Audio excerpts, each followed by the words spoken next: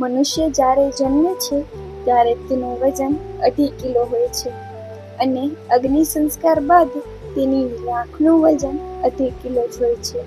જિંદગીનું પહેલું કપડું જેનું નામ ઝબલું, એમાં ખિસ્સું ન હોય, અને જિંદગીનું છેલ્લું કપડું જેનું નામ કફન, એમાંય ખિસ્સું ન હોય, તો વચગાળાના ખિસ્સા માટે આટલી બધી ઉપાધિ શા માટે? આટલી બધી દોડધામ શા માટે? લોહી લેતા ગ્રુપ ચેક કરાય છે, પૈસા લેતા જરાક ચેક કરજો એ કયા ગ્રુપનો છે, ન્યાયનો છે, હાયનો છે કે હરામનો છે.